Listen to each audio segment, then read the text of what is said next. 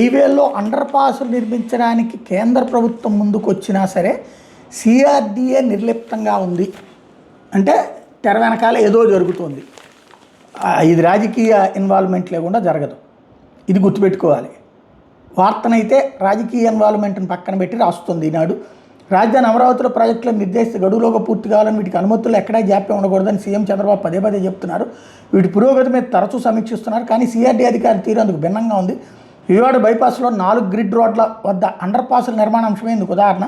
Under పాసులు నిర్మించాలని కోరుతూ కేంద్రానికి లేఖ పంపకుండా సిఆర్డీఏ 14 నెలలుగా చోద్యం చూస్తుంది. బైపాస్ నిర్మాణం పూర్తి అందుబాటులోకి వచ్చి నెలలు గడుస్తున్నా సిఆర్డీ నుంచి ఎన్హెచ్ఏకి ప్రతిపాదన వెళ్ళలేదు.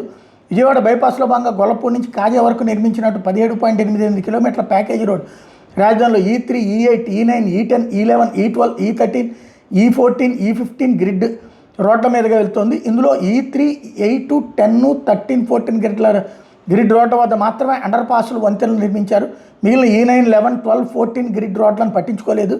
సిఆర్డీఏ ప్రణాళికలో ఈ రోడ్ల గురించి స్పష్టంగా ఉన్న వాటి వద్ద అండర్ పాసులు లేకుండా వాటిని పూర్తిగా మూసేస్తూ బైపాస్ నిర్మించారు. అమరావతిపై కక్ష వ్యవహరించి జగన్ సర్కార్ అప్పట్లో దీనికి అభ్యంతరం చెప్పలేదు. గ్రిడ్ రోడ్ల వద్ద అండర్ పాసులు లేకుండా బైపాస్ పనులు చేస్తున్నట్టు కూటమి ప్రభుత్వం ఏర్పడ్డాక సీఎం చంద్రబాబు దృష్టికి తీసుకురావడంతో తక్షణం వాటిని నిర్మించాల్సిందని ఆదేశించారు. దీంతో 3 నెలల పాటు ఏం చేయాలో అర్థం కాక ఎన్హెచ్ఏ అధికారులు పునరాలోచనలో పడ్డారు. తర్వాత 2025 మార్చిలో కేంద్ర రవాణా జాతీయ రహదారుల మంత్రి నితిన్ గడ్కరీతో సీఎం సమావేశం అయినప్పుడు ఈ అంశం ప్రస్తావనకు వచ్చింది. ఈ సందర్భంగా తొలుత బైపాస్ పూర్తి చేసి అందుబాటులో తెస్తామని, తర్వాత 4 రోడ్ల వద్ద అండర్ పాసులు నిర్మిస్తామని గడ్కరీ హామీ ఇచ్చారు. దీని మీద నేషనల్ హైవేస్ అథారిటీకి రాష్ట్ర ప్రభుత్వం తరపున అభ్యర్థన వెళ్లాల్సి ఉంది. సిఆర్డీఏ లేఖ రాసి పురపాలక ఆర్ఎండ్బీ శాఖల ద్వారా లేఖ పంపాలి. గడ్కరీ హామీ ఇచ్చి 14 నెలలైనా సిఆర్డీ నుంచి ప్రతిపాదనే వెళ్ళలేదు. ఇప్పటికిప్పుడు లేఖ రాసి ఆమోదం పొంది పనులు చేపట్టినా అవి పూర్తయ్యే వరకు దాదాపుగా 2 ఏళ్లు పట్టనుంది. అక్కడ నడిపేది చంద్రబాబు, నడిపించేది నారాయణ, వార్తలు రాసేది అధికారుల మీద.